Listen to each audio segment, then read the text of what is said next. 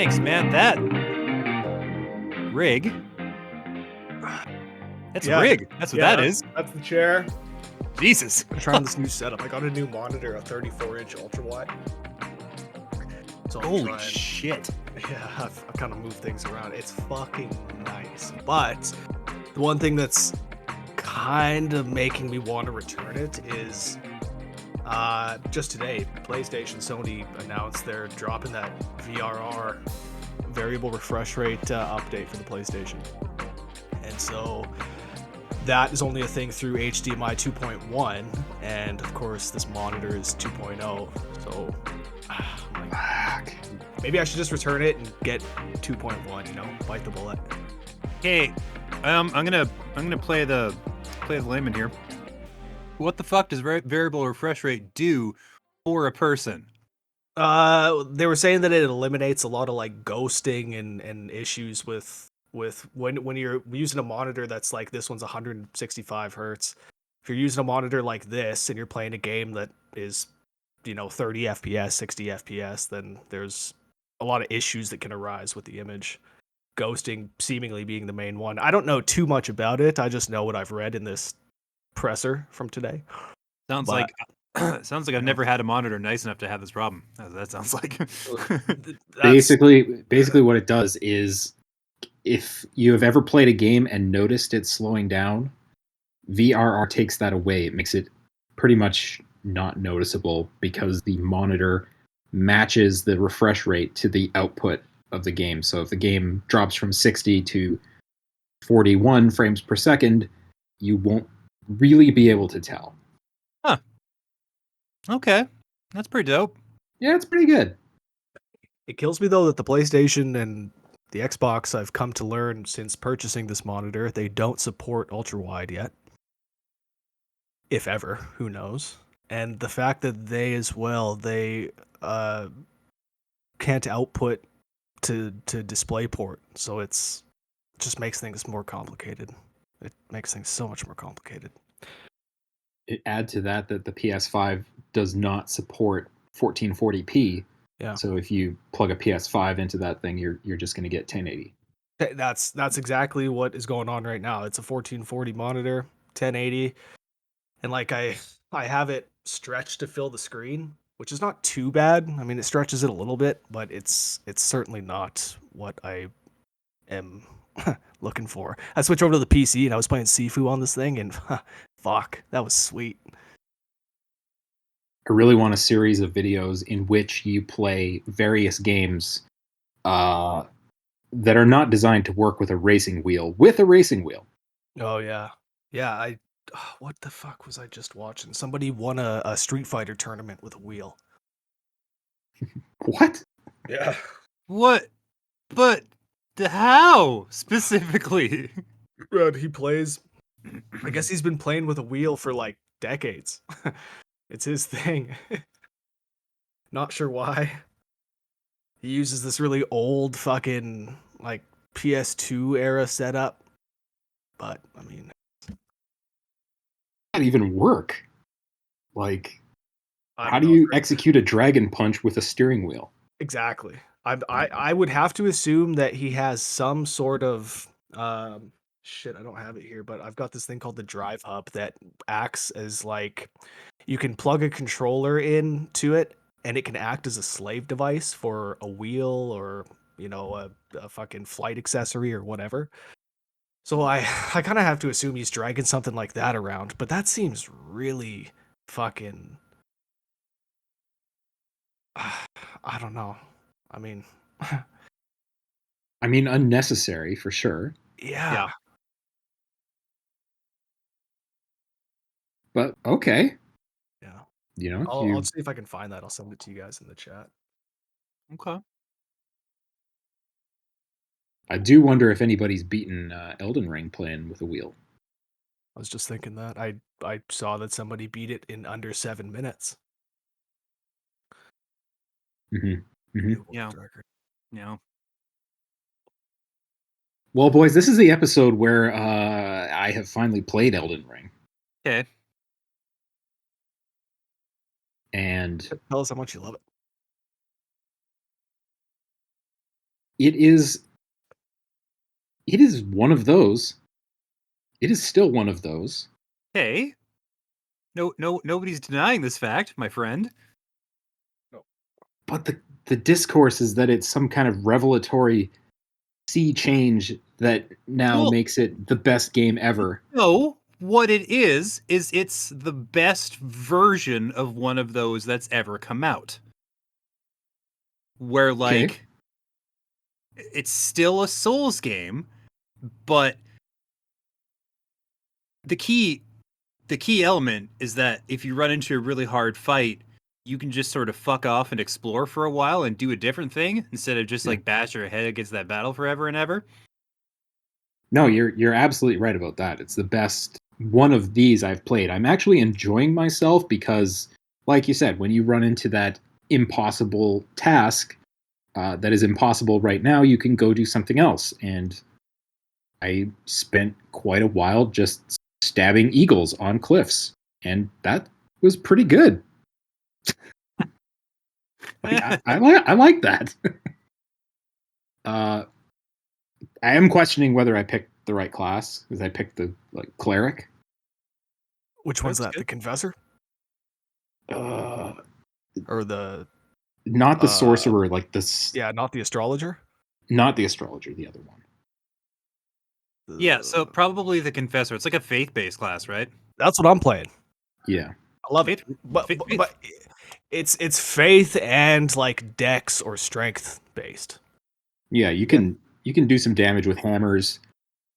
I don't have any great spells as of yet. Oh, that's cool. They're not too hard to find. I have a lot of faith-based spells that I wasn't looking for. I just sort of have them now. Yeah. And I can't use any of them because I have no points in faith, but like they're there and I hear they're cool. Yeah.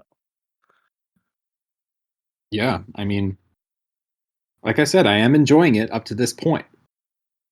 It is great to be able to just go wherever you want, and if you want to stab this guy in the back, go for it, or don't. And if they start chasing you, just run away. Yeah. You can do that. Yep. And go get just outside that aggro range, and then lure one guy in at a time. If you really want to do that, Totally. you can do that. I will say though that I came out of the dungeon or whatever and emerged into the world and was a little underwhelmed by the world. It doesn't look great on the PS5. There's a lot of like pop in and things that I would not expect on this powerful of a machine. But I rapidly ran into my first barrier when I was like, how do you save? I don't want to play anymore. How do you save? Just by quitting the game. Yeah, but like Old school. Super old school. Just thank God you don't have to go to a typewriter to save. You know? Yeah, there are no consumable ribbons. That's no great. consumable ribbons. Yeah. You hit I start, noticed that quit. there's you just quit because it's auto saving every second. And and then like you go to the menu to quit, it's like save and quit. I'm like, yeah, okay. If you don't save and quit and you just quit, it's fine. You'll still end up at the exact same spot. The exact same spot. Yeah. It's great. Yeah. That's true, but this is the kind of game where it doesn't tell you anything. So you hover your cursor over the quit game button, you're like, this is just going to send me to the menu. Good point. It's not going to ask. It's not going to see if I want to save. It's just going to boot me. Yeah. I feel the same way about trying to level up. That was not. Well, I mean, they don't tell you how to do that. Like you have to find the lady. Yeah. The maiden. The maidenless. Find you after you get your shit pushed in enough times? Oh yeah. She does. But I was playing this like a total cheese ball.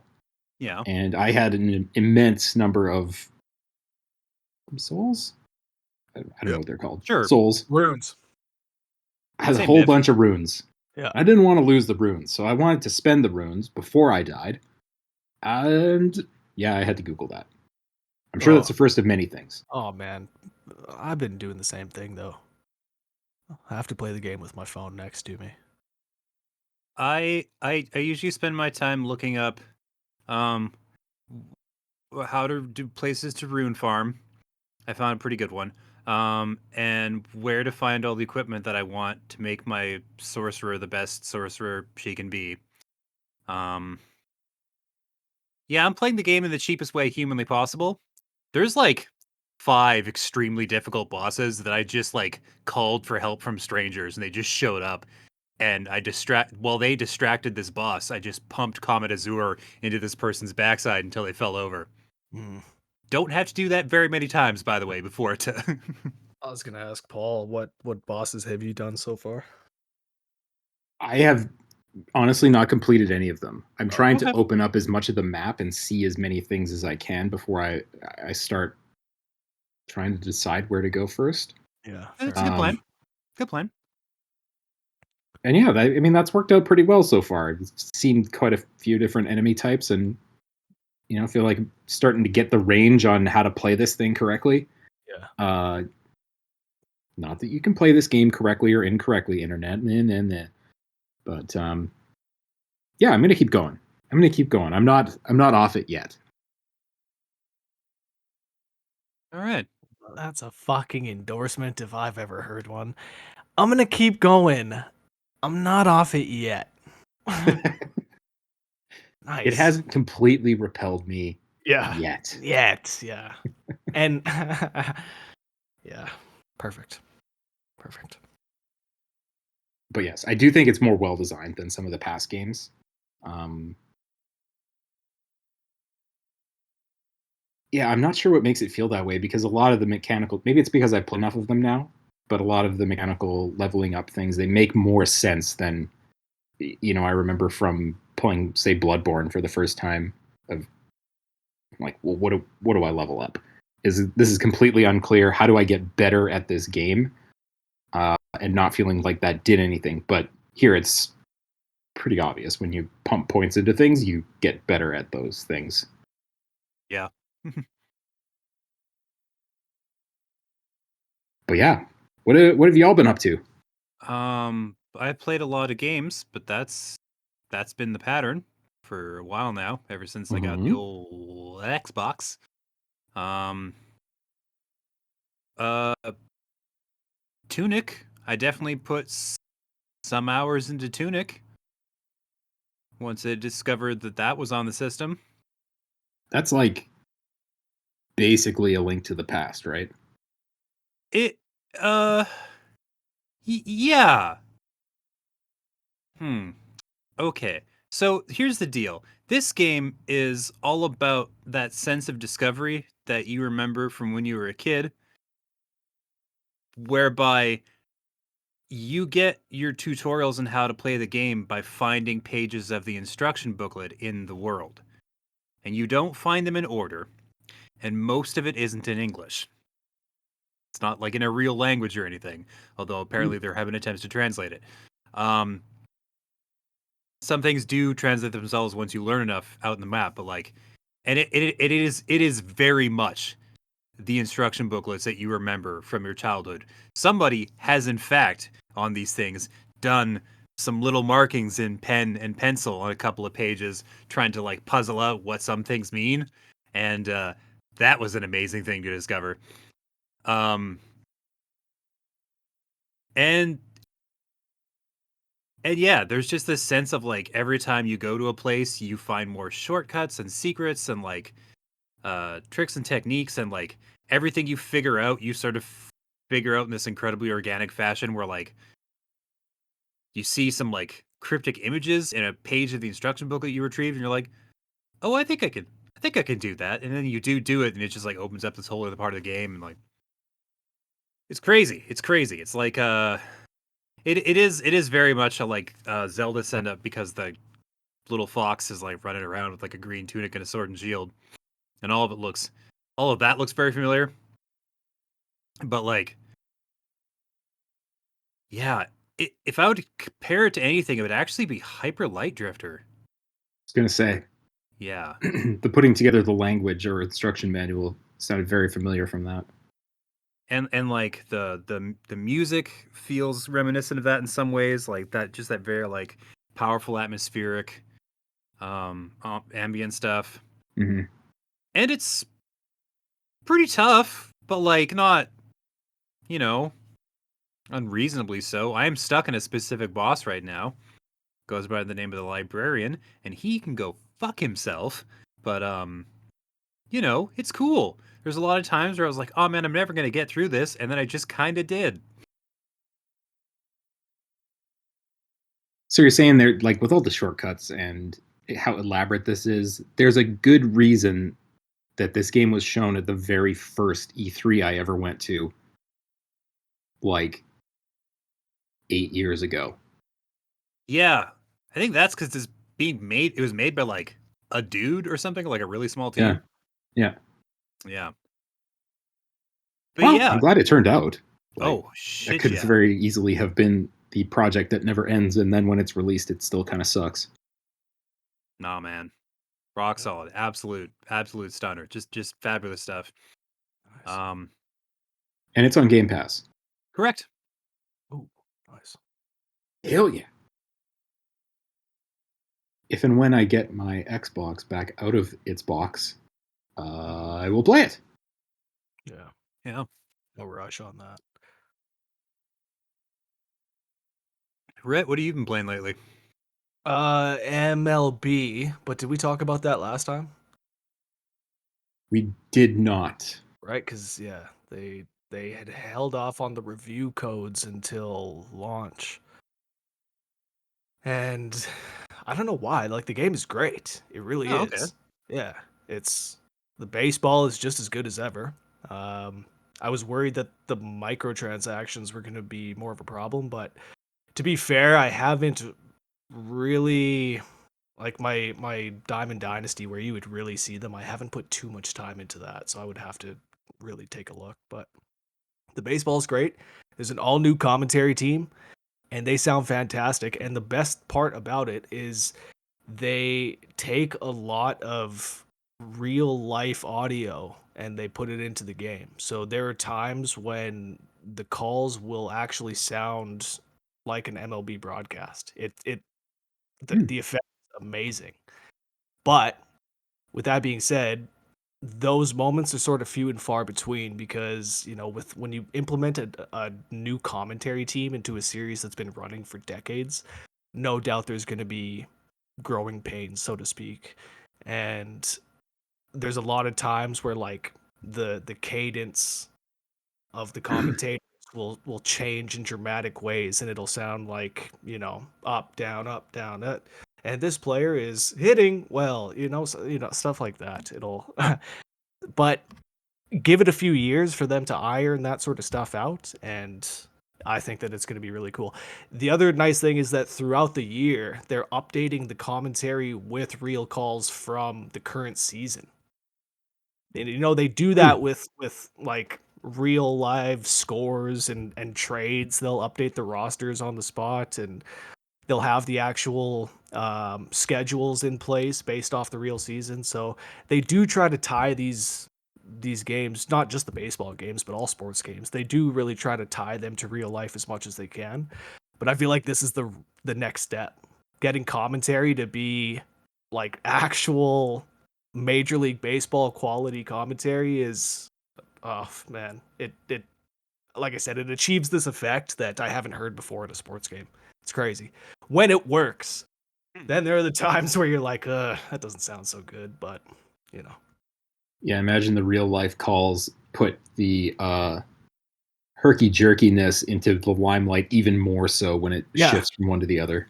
that's a great way to put it. Exactly. You go from you hit a fly ball to the outfield and it's just like it's just a seamless call. It actually sounds like a broadcast. And then like you said, you know, it goes to the next batter comes up and it's like it needs to put that player's name with that team in that position and you know, it takes a second for everything to link up. Nice. Okay. Well, I'm glad it's not a microtransaction hell. I was very worried about that when we didn't get codes. Yeah. exactly. I that was the only thing I could have imagined because there was no way that in 1 year they nuked the franchise, they nuked the gameplay, and it just became a mess. And sure enough, like the baseball's as good as it's ever been. It's a franchise that just continues to improve in that aspect, and it has been for the past 7 years at least. Every year it gets a little bit better. But yeah, I certainly the microtransactions were a bit on the hefty side last year, so I can't imagine they're any better now. That's fair. And is that one on Game Pass as well? Did they get It that is. again? Yep. And it's on the Switch for the first time. And Oh, yeah, I know. Yeah, but apparently it ooh. only, like stays when the game is running, apparently, or like when you're actually playing the game and you're not watching the little cutscenes in between. Apparently it runs smooth. Smooth 30 frames. It's not bad. Things get a little bit choppy elsewhere. I think the load times they said were pretty long, but what's really nice is that you can take your saves from platform to platform, cross progression there. So Ooh. yeah, Okay. it's nice to be able to. Not that I've done it, but I can imagine that it would be nice to play a franchise, play a season, something like that, and when it's time to kick back in bed, maybe get a quick game in before you fall asleep. Nice. You know what I'm saying? Yeah. I know what you're saying. Mm. Well, yeah, because like if like for a lot of people who buy these games, it's like, oh, that's what they play. They play baseball games or the hockey games, or whatever. And so Yeah. to them, it's probably not like a huge, upset to just buy it for the Switch and also for the PS5, right? Like, you know what I Totally. mean? Like, Totally. If you that's if fine. you if you're only playing it on the Switch, don't bother. Yeah. Don't bother. It's Don't do it's that. it works strictly as like a supplemental copy to your main version. Fair. Yeah. Well, James, what else you been playing? You said you had lots on the go. Correct. I need to know more. Okay. Um, so there was Tunic. I also played Star Wars: The Force Unleashed. They took the Wii version and they ported it to the Switch. It's not like a remaster or anything, it's just the game with updated motion controls, allegedly. And and yeah, that's just it's just what it looks like. I didn't realize how fucking gnarly it looked on the Wii compared to because The Force Unleashed is a weird game. It came out for like the Wii, the PS2, the PS3. So it's like straddling two generations, and the Wii version is kind of like stuck in the old version or the previous generation of the ones that it was released in. And you can tell that game is fucking nasty looking. Um and like it runs okay. Like it doesn't have any jank on it, but it's like an ancient game, so I'm not surprised they could, make it work for the Switch. But you know what I didn't realize before I fired that up is that the Force Unleashed is like a big proponent of QuickTime events in battles. And in Ugh. fact, you literally cannot finish a story battle if it's a big one without doing a fucking QuickTime series. Uh, hmm. Yeah, and if you fuck up the QuickTime event, then your opponent gets a little bit of their health back, so that the battle's a little bit longer. And you have to do it's like a series of like 4 to 8 button presses. Sometimes you can do it like 2 or 3 times in a battle. And sucks, man. It sucks. We were never meant to have that much exposure to QTE. It's like it's fucking radiation poisoning. You get too much of that in your system, it just shuts your whole brain and body down. Yep. And also, also the motion controls aren't great, but Mhm. I don't know, man. Like it's just gross. It's just gross because like when you play with the buttons, you just press Y and you mash it and then your little blocky headed fucking hunchback protagonist, he just gets in there and he goes crazy with a lightsaber. And he's deflecting people. He's blocking lasers. He's going crazy. You switch to motion controls, and he's like, eh, eh, just sort of, sort of flailing around with the saber, kind of like shoving it generally in the direction of somebody, and every opponent with a weapon in both hands, like if they have a two-handed grip on it, they will beat the shit out of you with that thing because you simply do not have the dexterity and the fortitude to fucking parry all of their shit manually, which is what it's expecting you to do. Which, I don't know, maybe if you were like part of the motion control generation, you could probably make it work, but it's so bad. Yeah. Yeah. That's Altogether, that Yeah, that's a bummer because I think a lot of people have fond memories of those games, yeah. and none of them are people who played the Wii version. No, it's so gross. Ugh. Like, because they just really wanted the motion controls, and it's just like, no, you didn't. You wanted a good version of the game. I barely remember the game, right? Because I was like, I don't know, strange time in my life when it came out. But Well, tell us more about that. Yeah. Fuck the game. It sounds way more interesting. a strange time in my life that could potentially run into the content moderation guidelines on YouTube. It's fine. So because like I had to look it up on YouTube, like what did the PS3 version look like, and whoa, it's so much better. Mm. It's so much better. You should have just given us that. Bring that to the Switch. And Yeah. it's- I always Like, look you at. took. Sorry, Go ahead, Rhett. I was just gonna say I always look at that Alien Isolation port onto the Switch as a great example of a game done amazingly well when being ported over from that time. And Hmm. Alien is older than that Star Wars game, way older. It was like 3 years later. Hmm. So like, man, there's no excuse for Xbox 360 versions of these games not being on the Switch, if that's what you're gonna do. yeah. Yeah, I was gonna say, like, the Switch is probably at least as capable as a PS3. So just take that, Yeah. and maybe shine up the textures a little bit. Maybe add motion controls if you want, but like I think of that Mean Girls meme. Stop trying to make the Switch a motion control system. It is not a motion control system. No one wants to do that. No. I actually have another game I can talk about about that very same subject. By all means. So yeah, so Star Wars: The Force Unleashed for the Switch is dog shit. Don't do it. Don't do it to yourself.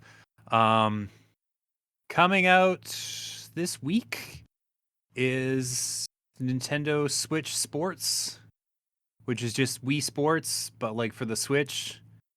Literally, it's literally that, but like with it, you can use slightly less janky looking character models. You don't have to make a Mii. You can make like a little dude, with in like athletic gear, and they'll No fun Nintendo characters.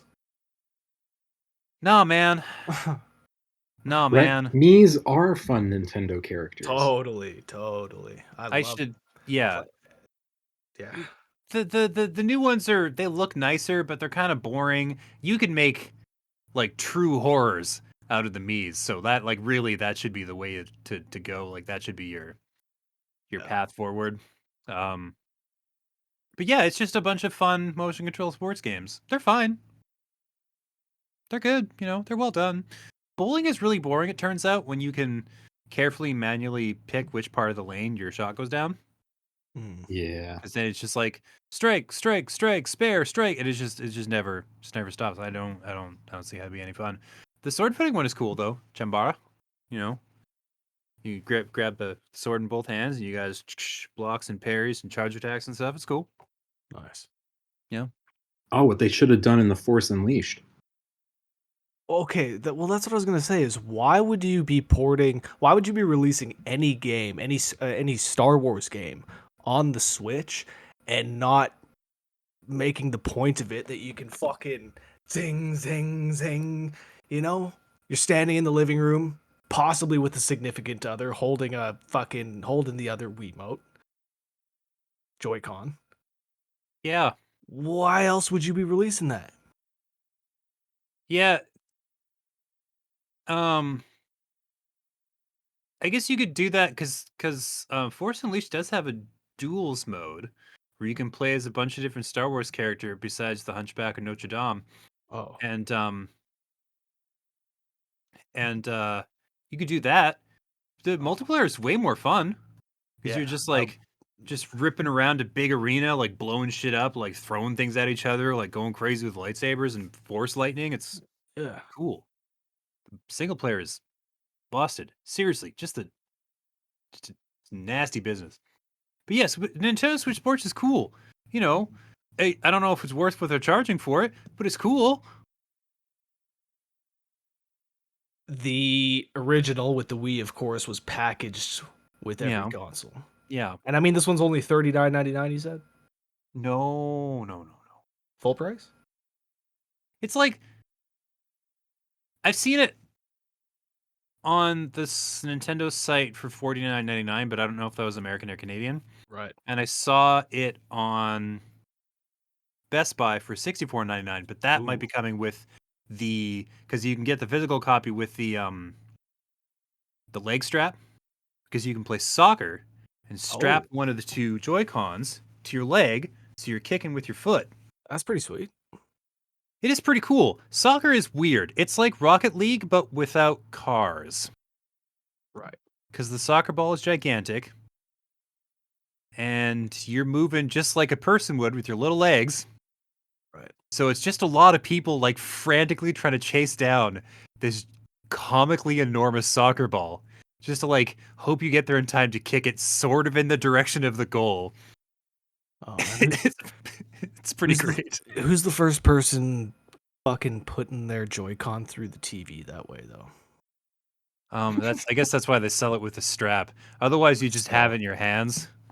Still, they And sold the Wii with the strap, and you can Google people, fucking page after page of people putting their Wiimotes through the TV playing that shit. yep, yep. I didn't do that. I did knock over a glass of water onto a side table when I was doing bowling. What? That was What? about it, though. Just wood? Yeah, Just a wood table? Were there any important documents on it or anything? a book that I'd rather not see destroyed.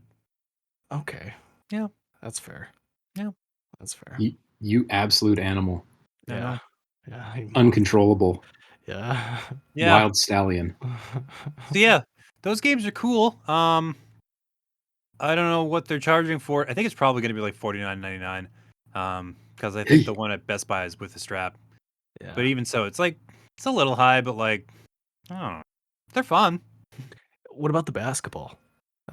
Oh Made a no, return? no basketball. There's badminton, tennis, bowling, chambara, volleyball, and soccer. And then sometime later this year, they're going to do golf.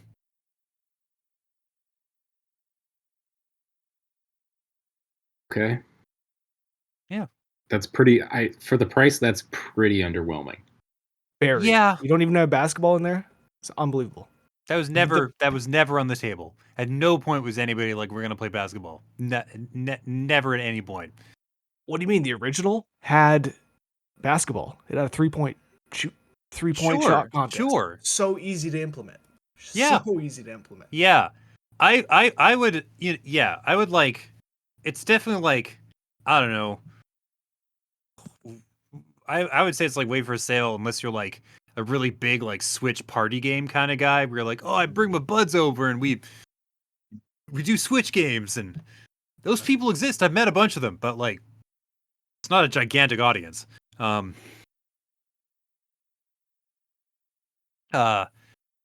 it'd be cool if they were bringing more stuff in just besides golf later. Like maybe they will, but like maybe it'll be like a like Smash Brothers where they just keep bringing in more goofy sports. You can just do motion control shit with all these goofy sports. That'd be fine. Speaking of goofy things in sports, just as a little quick sidebar, I was just watching this short documentary on how China basically genetically modified their basketball players, Yao Ming being the prime example, to like they would force parents that were any male that was 6'5" and over or something, any female that was 6 feet and over, they would always make sure that they got together, and then they would be raising their kids from birth. Yao Ming, he was basically brought up in a lab, trained to be the ultimate basketball player. 7 foot fucking 3, that dude was. Fucking insane. Yeah. Sorry. Okay. Good That's tangent. like Good tangent. Sorry. that's like the real life version of Rocky 4. Yeah, exactly. Exactly. Yao Ming is Drago. They kind of look alike too. Like if you dyed Yao Ming's hair blonde, or if Yeah, I could see it actually. Yeah, like they kind of look alike. Okay. I want to see Yao Ming versus Ivan Drago Yeah, that'd be Yeah. a good time. face to face, like 2-parter. Round 1 basketball, round 2 boxing. Right. I bet Drago just drains him from downtown. Yeah, exactly. Yao, because Yao's old now. You know, it's like he can play a little bit of pickup with his kids, but against Ivan Drago, the machine. The reach advantage would be insane in the ring, though. Oh, yeah, but again, like you know, Yao Ming at this point in his career is throwing nothing but veggie pizzas. He's throwing nothing but the lightest, softest punches. It's like a Sunday drive, and Drago comes in there and just fucking eats him alive. Sorry, James, what you were saying? Have you played anything else besides MLB? Yeah, so on the Switch, actually, on a whim, I was looking at the store, and I saw Nobody Saves the World. Yeah. Yeah, I grabbed that. It's a great game. It's a great little game. It's a fucking not a roguelite. It's a top down 2D, not two well, kind of 2.5D. Um what 8-bit, 16-bit. It's a nice looking game. And it's basically the premise is you are this little like white sprite essentially, just this little nobody, but you acquire this wand and then you can morph into various different forms that you acquire throughout the game. And there's a knight, there's a magician, you know, a bodybuilder in a thong, an egg. The one of my favorites is an egg. Just a fucking, you're an egg rolling around. It's you take damage if you roll into walls. But with the egg, the nice thing with the egg is there are 5 nests throughout the map where if you rest at each one, I think the egg is going to hatch into a dragon, and that is pretty sweet. So yeah, that's really the game. It's like a dungeon crawler kind of. You traverse the map, find secrets, go through dungeons, beat bosses. It's pretty easy. Nothing too difficult. That's the secret, though. If you hatch the egg, it doesn't hatch into a dragon. It hatches into Drago. Shit. Yeah. I was hoping for Clubber. But yeah, that'd be nice. That'd be nice. What else is there? There's a fucking the magician. Did I say magician? The magician's a good time. He fucking hits guys with a fucking handful of cards and he's summoning creatures out of his hat to go do his bidding. I guess the other hook of the game is you can mix and match the abilities of each form you unlock. So you know, if you like the look of the magician, but you want the moves of the slug or the turtle, you know, you can mix and match and build like your perfect character.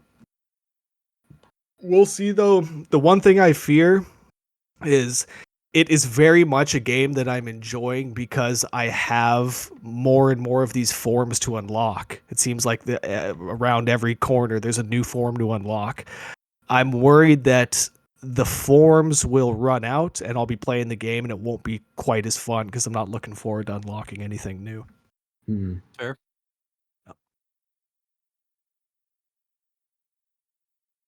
That reminds me of something that I haven't played, but I want to play. Just talking about unlocking forms and stuff, and that is the new Lego Star Wars. That looks so fun. And it looks fucking sweet. Yeah, Man, Lego games are always great. They're always well made, but like this one looks like, you know. yeah. My like complaint with Lego games in the past has always been they're just they're the experience that they are. They're kind of linear, A to B. Hold this button, build this Lego thing. But this, you can kind of go wherever you want in any of the stories with any of the characters, and it sounds like the interactions between characters that would never meet in the actual stories are all hilarious. Mm. Like if you go run into Darth Vader with Anakin, hilarity ensues. nice. I remember seeing the videos people were posting. You could do like these infinite air combos because certain characters can't be harmed. So like if you take an adult Jedi like Qui-Gon and you go beat the dog shit out of child Anakin, he doesn't like take damage or anything, so you can just sit there and air combo him forever. The guy called it child flight. You can use this like new power source to like cross over like lava chasms and stuff like that and endless voids.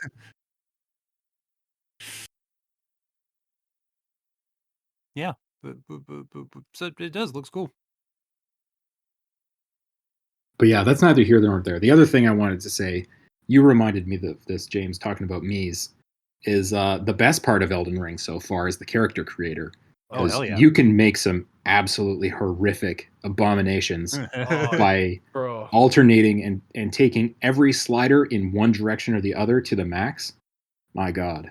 Yeah, man, Masterpieces. My guy's incredible. Luke Emia, the evil oncologist. He is a monster. Me and Luke, man, it's been fucking treacherous. 70 hours of fucking pure. Sorry. Yeah. Yeah, you can do a lot of wild shit, and depending on your playstyle, you might be seeing a lot of that character, because most people don't like to wear too much armor, or else they end up fat rolling, and that's no good. Dude, Just a great way to... in every piece of literature I've ever read regarding this game and every comment I've ever seen on Reddit or any forum regarding FromSoft games, the one universal truth is never have a heavy load. Never be heavy. If you're fat rolling, change that. Change that. Yeah. Okay, I'll take that under advisement. Yeah. Yeah, you definitely get extremely slow and sluggish as soon as you equip just about anything. It's like, But well, the roll is the only thing in the game that makes you invincible for a split second. So it's great. You got to be able to roll, and you got to be able to cover a little bit of distance with it. okay, good to know. Yeah, it's a lot of interesting mechanics where you have to trade incredible power for agility, and usually the only way you can get both is if you do battles naked, like let me solo her, Yeah. like that guy. Oh yeah. Yeah, just The- run around a Ginch with a pot in his head and two swords, but he's very agile as a result. You know, I felt like I was kind of ready for this game after 200 hours of Hades, because the dodge through attacks system works the same way in Elden Ring. You know, and the timing actually feels very, very similar as well. Good point. James, you played anything else that you want to? Yes. Okay. Just a quick little aside. Another Switch port I played was Zombie Army 4: Dead War. Oh, Which is it's a pretty decent port, you know. Definitely a graphical downgrade from the other versions. But at the same time, it runs pretty well. and the sound design is good, and the game is fun. I don't know. It's like it's a zombie shooter, so like I don't know. Your mileage may vary in terms of like how invested you can possibly get. It's also set in World War II, which is weird, but like an alternate version of World War II, where like Hitler raises the dead because he's losing. So Mhm. yeah, Classic. yeah. It's interesting because like a lot of the sound effects are like very old school arcadey. Like when you gain experience points at the end of the level screen, it makes it sound like a pinball machine, Mm. and you get this like weird synthy upscaling tone whenever you crack open a chest or like find a new item or like replenish your ammunition. Mm. It's very weird, but it's satisfying. And the sound design for the zombies when you're blowing them apart, they're attacking and whatnot. That to me is the mark of a good or bad zombie game. So one of the reasons I loved Left 4 Dead so much is because the sound design was amazing. You could Mhm. practically fucking taste it. The way these zombies would sound when you were like blowing them apart with weapons, or like they were like assaulting you in huge groups, or like screaming at you or whatever. They sound pretty good, honestly, in this game. They sound like pretty good zombie sounds. It's good. It's good shit. And because it's a basically just like a sniper elite mod, um, Mm. the crazy kills you can do, very satisfying.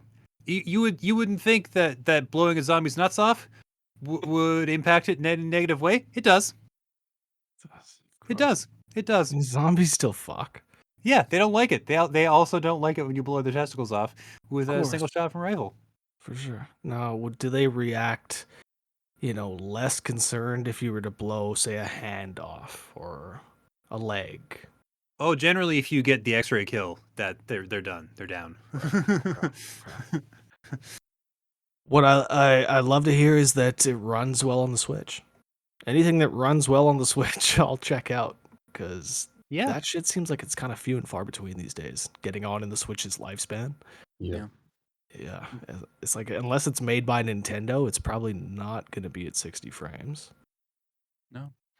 No, it looks a little jonky donkey because they had to simplify it somewhat to Yeah. make it work, but still looks decent. Looks decent, runs well, sounds great. Weapons are cool. Nice. Oh, it's fine. Yeah, yeah. Nice. Well, maybe with that we should move on to the news because, well, there's some Nintendo news. Yeah. What'd they do? Well, um,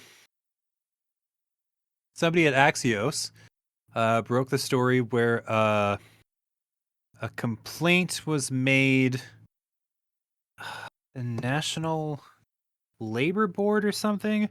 Mhm. Basically, they them and specifically a recruiting company that works for them were doing some like shady, gross shit. Like somebody was talking about like, oh, now that my NDA is expired and I'm no longer under their thumb, I can tell you that it was a fucking nightmare. And there was like there's some anecdotal stuff coming up from a few people, but like a lot of people are still under contract and so they can't really say anything. And like apparently these guys will like pretty aggressively threaten to like fully blackball you if you try to make waves.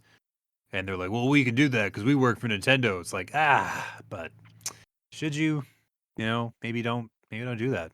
Yeah. Interesting. Yeah, just like it's just like it was a noteworthy story because Nintendo is normally very good at deading any story that makes them look bad. Mhm. And I'm sure they're out there, but you never hear about it because they've got, what I'm guessing is a pretty good legal team, which you'd have to be to have like a company that's like 130 years old at this point. They probably got a whole team of halfway decent lawyers. But yeah, it's just interesting because we don't normally get stories like this, and it turns out that yeah, Nintendo of America definitely not immune to some of those shady practices we hear about from other companies. Mhm. Mhm. Yeah, I heard they have the lawyer that's the guy that was banging Meghan Markle on Suits. the guy that he was based off of, Nintendo hired. Sure. That's Yeah. a very plausible sounding story you just related to us. Mhm. Sounds extremely real, Rhett. It was. Okay. All right. Good. Glad. I'm glad. Mhm. Yeah. Well, the good news is that's all okay, and Nintendo, they're fine because leaks suggest that GBA games might be coming to Switch Online. Oh, I don't know how legit this one is because I tend to treat Nintendo rumors pretty carefully, as we all know. So I haven't like done a ton of research as to where this shit came from, but like it sort of seemed like some I don't know, some internal document or some like uh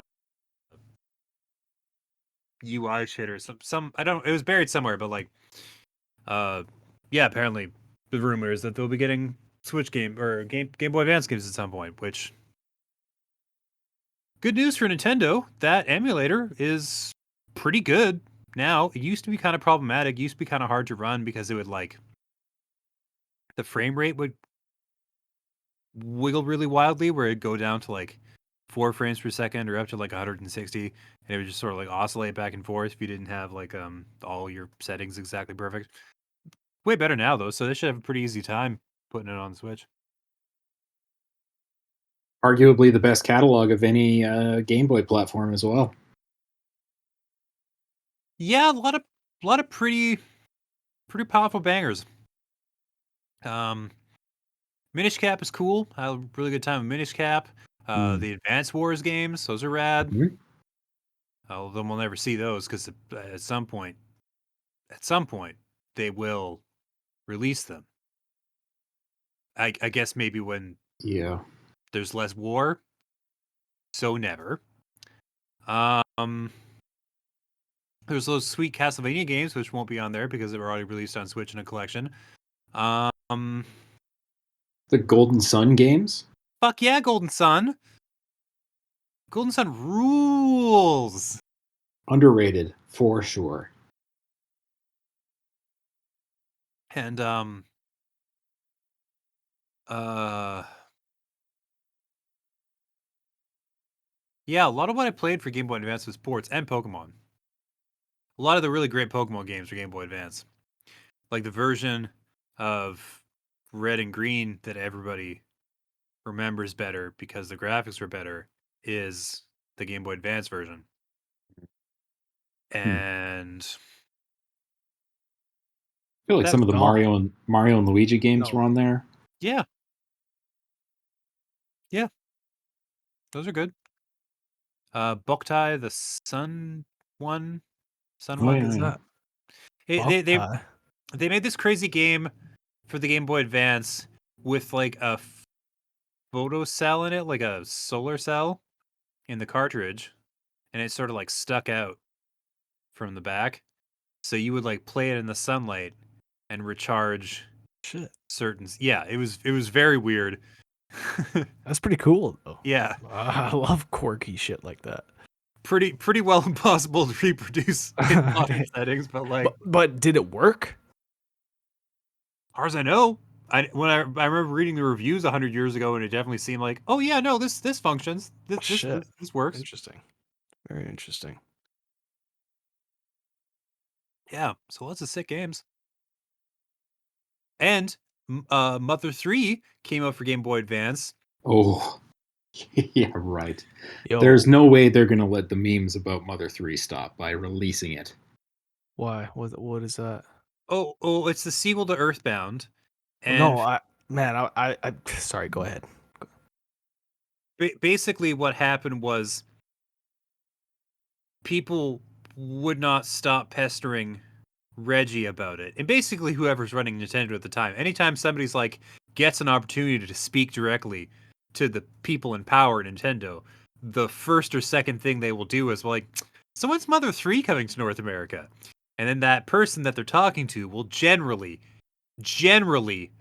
look to their translator to see if they can strangle this person. Usually the answer is no. But you know, yeah. people are pretty sick of hearing about it. It's probably never going to happen because, um, aside from the vocal minority, nobody actually gives a fuck about the other games. Um, and that one is really, really weird. It's like it's got a really brutal, sad, fucked up story that most people even today are probably not ready for it delivered in that particular format. Like cute little colorful cartoon pixelated graphics and oh, half of them are dead. Oh, it's about grief. Oh, and like uh and like gender identity and like depression and like all sorts of crazy shit and it's just like, "Oh, no, I don't think we're ready for this, and I don't think we ever will be." Um, Yeah, I also love how like none of that tone is really set up in Earthbound either. You know, that's one of the happiest, bubbliest games out there. I mean, until you disassociate fully and like there's definitely some wild, dark, disturbing shit in Earthbound, but they bury it behind like 20 or 25 hours of pretty innocuous gameplay. Yeah. Mother 3 hits you with that shit within the first 70 minutes.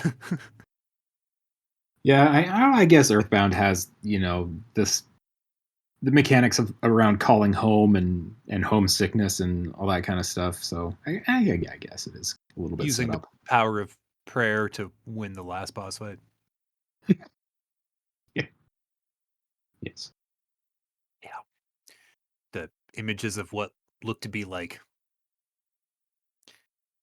I'm not saying it's definitely an aborted fetus rendered in pixel art in the background of the boss fight. It's not that though.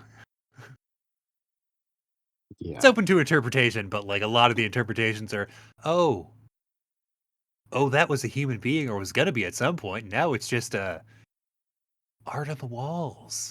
That's cool. It's a real weird game. Well, good news is that's all okay because they're re-releasing old Sonic games again. Yeah. Um, I think they're being remastered, quote unquote, which is fucking meaningless because it's still gonna look like Sonic. I don't know, man. It's probably just gonna look like Sonic Mania. It's probably just gonna be Sonic 1, 2, Sonic and Knuckles. Sonic CD, I think it's gonna be in this collection, which is good because Sonic CD is a fucking excellent game. And I think there's another couple of games in the collection. I'm not sure. Um but yeah, they're re-releasing Sonic 1, 2, and 3 again, in case you needed another way to play Sonic 1, 2, and 3 again. Good news. I had almost forgotten about blast processing. It's like the war or 9/11. You can never forget blast processing. Yeah, that's the third item on the list. Yeah. Um yeah, Sonic CD is great. So any opportunity to play that again, for fucking sure, absolutely pick that shit up. And Sonic 3 and Knuckles is not on that many collections for some reason, so that's good. But 1 and 2 should probably like go in the Sega vault for a decade or so. Like, Yeah, take the Disney approach. yeah, I've inadvertently purchased Sonic the Hedgehog like fucking half a dozen times. Although any time a collection lets you do stuff uh um like rewind and fast forward or whatever, like you do with like save state stuff. Mhm. Oh, that alone is so worth it to play these games again because suddenly you can like cheese your way through things that you just didn't have the patience to do as a child. That's an incredibly valuable piece of technology that they didn't even really do that with Sonic Mania. They were like, "Oh, we need this to be like an old Sonic game so everybody has lives. You can game over." I'm like, "Fuck you. There's no need for that. There's truly not." Yeah, the only people playing Sonic Mania are the people who played the old Sonic games and are now old and therefore have no time to actually play Sonic games. So Hmm. I think so many people bounced off something like Sonic Mania when they really shouldn't have, because it's pretty great as Fucking a excellent as a game. as a piece of modern nostalgia, so to speak. Yeah. No, it's really good. Cool. Well, if you want Sonic, you can get Sonic either any of the previous ways or in the new ways. Yeah, it's coming out in June. It's gonna be I don't know, a handful of more Sonic games. I gotta look it up right now. I'm gonna find out what other games are because I know Sonic CD is there and that's definitely worth it. But like, kind of aside from that, like, I don't know what else is like really worth it. Hmm. Okay.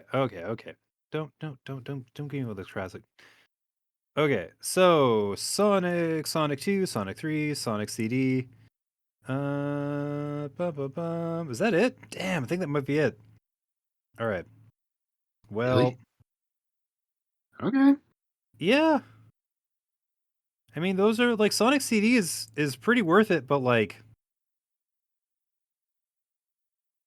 I don't know, man. Hopefully, it doesn't cost $1 million. I'll say that much. Yeah, just don't have it cost $1 million. As long as you can do that for me, that's really all I ask. Anything less than a million, it's a reasonable price for Sonic CD, though.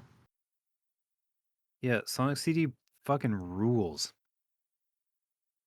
The question is, will Diablo Immortal rule now that it's on PC as well as mobile? Oh, they did. They did. Yeah. When it drops later this year, it's gonna be on PC and mobile Wow.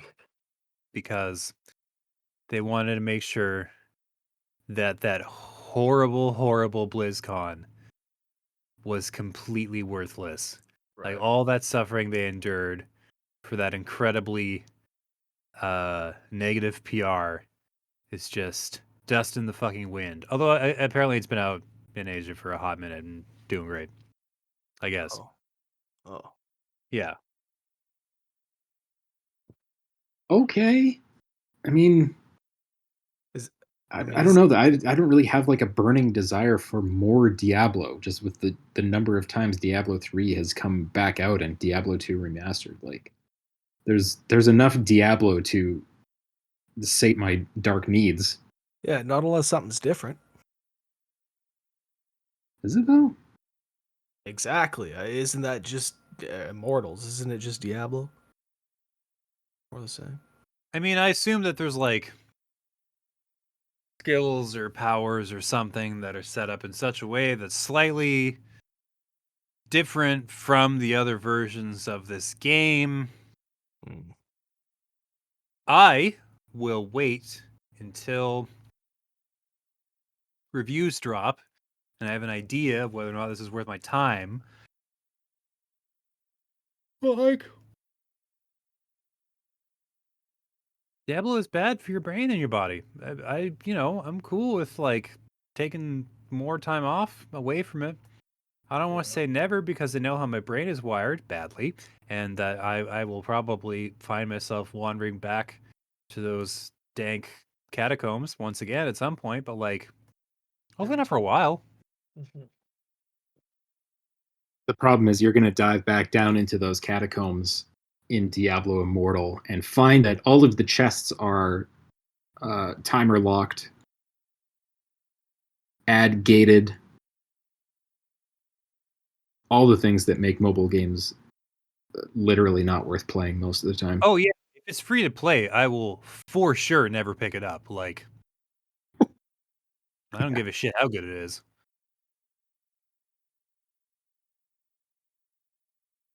I think there's a ceiling there. The ceiling to how good it could possibly be, given the restrictions of a touch interface and mobile phone attention spans. Tell you what, if there's a purchase you can make that makes it so it's basically just a paid game. Instead of just like whittling you away with $1 or two at a time over the course of 6 months, it was just like, Just pay us $20 or $30 and it will just never bug you again. And we're like, oh, fuck yeah, thanks. They do that. It's not a free to play game anymore. I love that. I love when they do that, but they probably won't because, it's not as aggressive and evil that way. They want everybody to be a whale. Everybody can't be a whale. You invalidate the entire concept of whales if we make everybody a fucking whale, all right? It's not how it works. Also, the ecosystem just stops working. It's true. So in real life and in the games. If everybody's a whale. It's true. It's bad. Any other news that anybody's heard about? I don't know. I'm a little out of the loop. I too am out of the loop.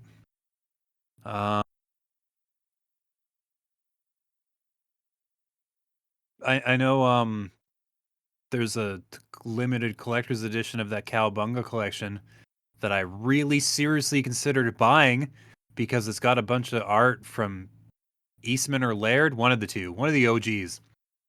And it looks hot to death. And I kind of want that in my house, but it's like $150. It's American. Ooh. So, but it's like a big ass 180 page art book and like the cloth poster and like pins and like this other shit. I'm like, God damn, $200 in Canada. That's that a lot of. That is rough. That's a lot of dineros.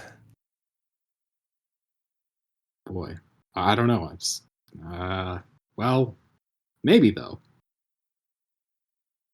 Right? You just look at it. You take a look and you think, I might. What wrong has Konami ever done me before? Honestly, outside of Metal Gear and the Pachinko and the Pachinko machines, I think, are probably worse than we give them credit for. But that's gambling. So yeah, it's not gambling. Gambling that the Yakuzas traditionally really love.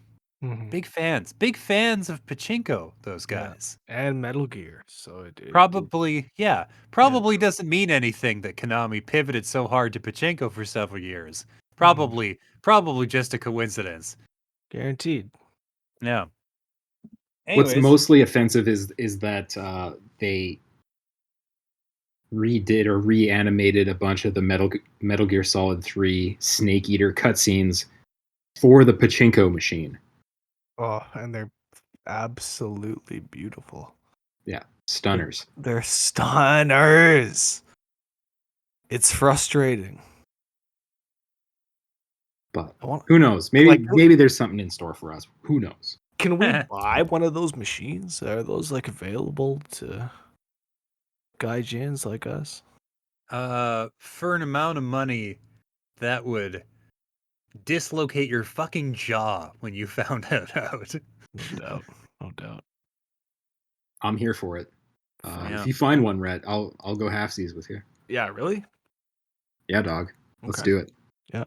And a Metal Gear Pachinko machine. Man, we'll make so much content out of it. We'll create an app where you can pay to have us play the Pachinko machine. Nice. Yeah, you can bet live because they do that.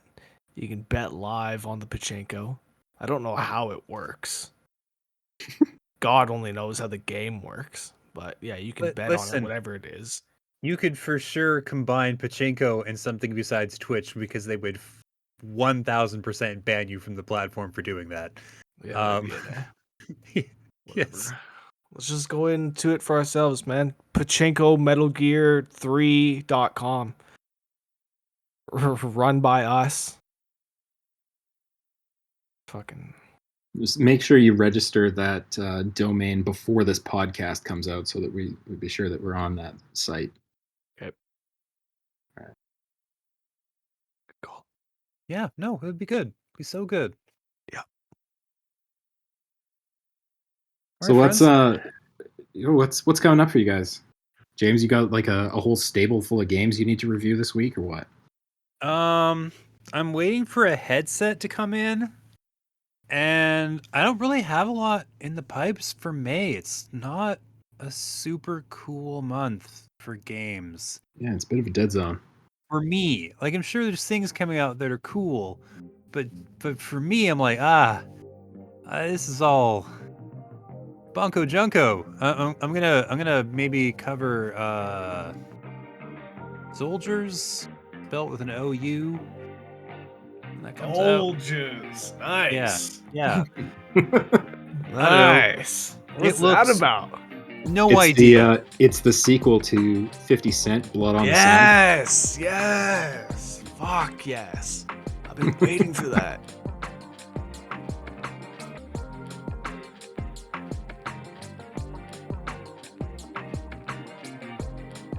I'm like, okay, all right, hit me, come on. Sounds good. It sounds good. Yeah, I am looking forward to hearing what you think of that. Yeah, And sorry, that's on the Switch? I think it's multi-platform. I think that's Oh. how it plays. It's wherever you play games. All right. Well, I think that'll probably do it for this podcast, right? Yeah. We've got a pachinko machine to buy, and we'll keep you all in the loop about how that's going. Yeah, donate. Patreon? Do we have that going? We will. We'll let y'all know. Keep it locked on the Twitter. Which was just purchased by Elon, by the way. So you know our messages are going to be getting through now. So follow us on Twitter, and we'll let you know where that Patreon is at to donate, so we can get that pachinko machine and get that content rolling, baby. Because MGS3 on that pachinko machine, it is fucking gorgeous. You haven't lived until you've seen the boss in action. Big boss in action. The pain. You understand. You understand. If you know, you know. Yeah, like, fuck.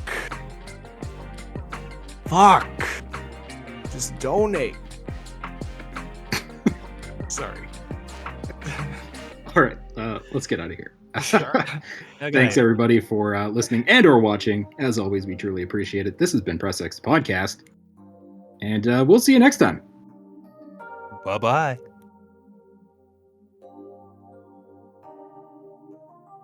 Oh man.